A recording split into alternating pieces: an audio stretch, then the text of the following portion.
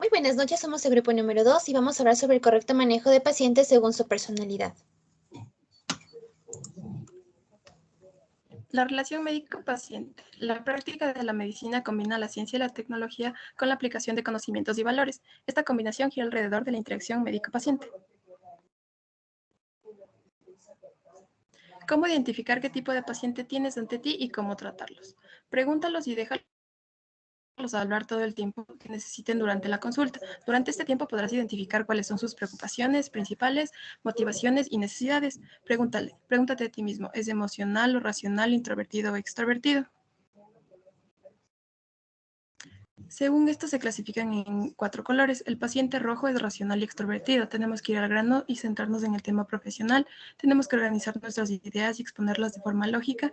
Tenemos que explicarle todo con datos y estadísticas. Tenemos que mantener la distancia y usar un tono de voz seguro.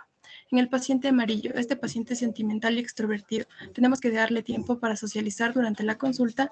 Tenemos que explicarle otro caso similar al suyo con otro paciente, darle los detalles por escrito y evitar ser fríos y distantes. El paciente azul es racional e introvertido. Tenemos que preparar con antelación y tenemos que ir directo al tema durante la consulta. Tenemos que ser organizados y ganar credibilidad explicándole los detalles, presentarle pruebas y cumple lo que prometes durante la consulta.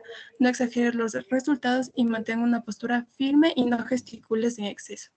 El paciente verde es emocional e introvertido. Tenemos que romper el hielo con comentarios personales como aficiones, trabajo o familia.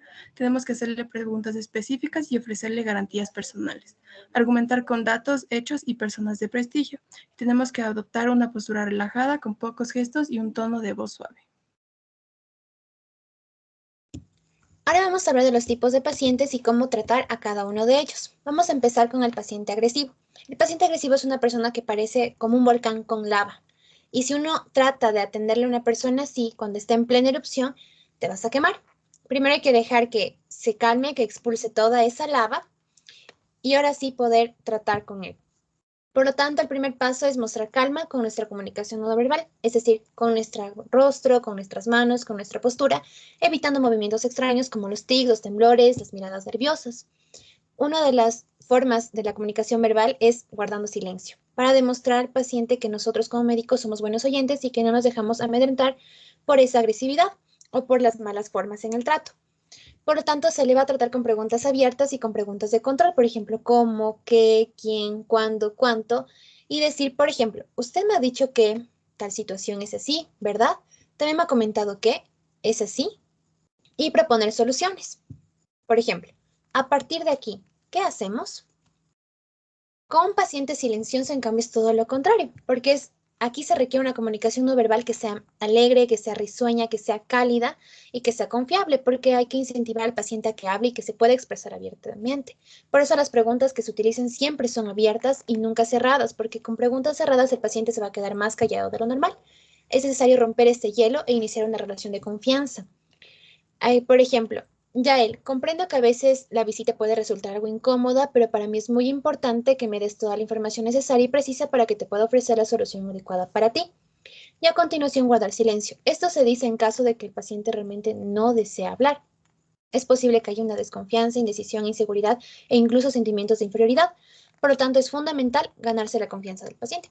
En un paciente desconfiado va a ser casi con el mismo método de intentar ganarse la confianza, porque son pacientes que no confían en la opinión de nadie más, son muy cuidadosos, son lentos en sus movimientos y van a examinar cada una de las palabras que el médico le va a decir, incluso la propuesta, y jamás olvidan las experiencias negativas de otras clínicas y las puede mencionar en la entrevista clínica.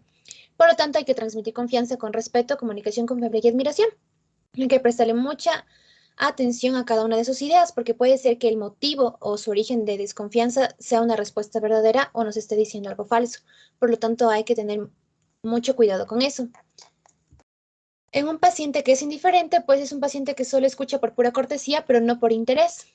Lo cierto es que un paciente indiferente se comporta así porque no has conseguido como médico captar su atención. ¿Cómo se lo trata? Escuchando y detectando cómo son sus necesidades y cómo aumentar los estímulos para despertar su interés. Si es un paciente visual, hay que aportar con catálogos, videos, fantomas. Un paciente auditivo puede ser con argumentos de alguna venta, de algún estudio, con preguntas sobre su dolor. Un paciente kinestésico es un paciente que necesita contacto físico, por ejemplo, que el ambiente de consultorio sea muy acogedor. Y hay tres formas, por ejemplo, entregando algún obsequio, algo con lo que dices con argumentos, o un recordatorio haciéndole llamadas, emails o correos. Un paciente que es impaciente, pues exige una atención rápida, sin importar que haya otros pacientes esperando por él. Por lo tanto, en estos pacientes hay que ser rápidos, sistemáticos y concretos con el tratamiento sin dar ningún tipo de rodeo y siempre manteniendo la calma. En un paciente que es indeciso, pues un paciente que le falta confianza y siempre va a ir acompañado de algún familiar o de algún amigo y le cuesta mucho tomar decisiones. Por lo tanto, hay que transmitirle serenidad, seguridad y confianza. ¿Por qué? Porque hay que ganarse la confianza del paciente para que se sienta cómodo y pueda acatar el tratamiento. Ahora, en un paciente que es muy entusiasta, es un paciente que aparentemente todo le parece bien. Sin embargo, cuando damos un paso al frente para cerrar el tratamiento, pues el paciente dice que no le interesa. Por esto, en ese caso, siempre hay que darnos cuenta y recapitular a cada rato que el paciente esté de acuerdo con cada una de las cosas que decimos hasta el final. En un paciente, otro es el que se cree importante, experto y sábelo todo. Es una persona muy instructora y nos va a decir siempre todo lo que tenemos que hacer. Primero tenemos que reconocer su conocimiento, sin parecer que seamos irónicos o sarcásticos, porque eso puede enfadarlo. Hay que aprender a halagarle y elogiarle y llamarle por su nombre con frecuencia, decir, wow, yo nunca lo habría dicho mejor que tú, tienes toda la razón, y luego dar nuestra opinión de una manera respetuosa. Si es que el paciente no la acata, pues tenemos que indicarle los límites de que como médicos tenemos la mejor solución para su enfermedad.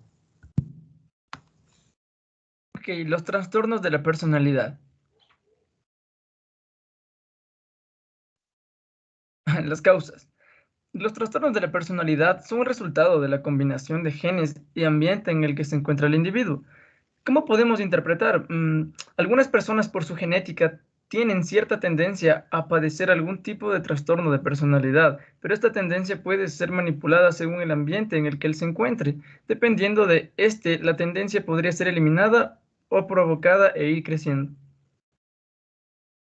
En cuanto a los síntomas, existen dos tipos de problemas con los que se relacionan los trastornos de la personalidad: la identidad y sentido de sí mismo y las relaciones interpersonales. En esta primera, son pacientes que llegan a presentar trastornos de personalidad y no pueden ver claramente lo que son ellos mismos como personas.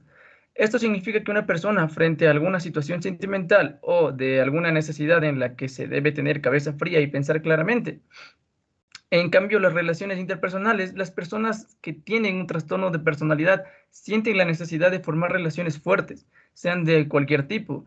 Esto lo hacen con las pocas personas que interactúan porque son muy selectivos y ciertas veces carecen de empatía con el resto. Finalmente, la personalidad de los pacientes suele obstaculizar la relación médico-paciente debido a sus conflictos emocionales, por lo que es muy importante que las reconozcamos y desarrollemos habilidades tanto para la comunicación como para la empatía, con el propósito obviamente de favorecer una adecuada relación, y de este modo se podrán prevenir la cronicidad y la estigmatización del paciente, así como la frustración e impotencia del equipo médico. También hay que ser muy obvios en cuanto a que las personas no tienen una personalidad estática, es por esto que tienen un amplio comportamiento. Y finalmente recordar que el cuidado de todos los aspectos es la esencia de la medicina.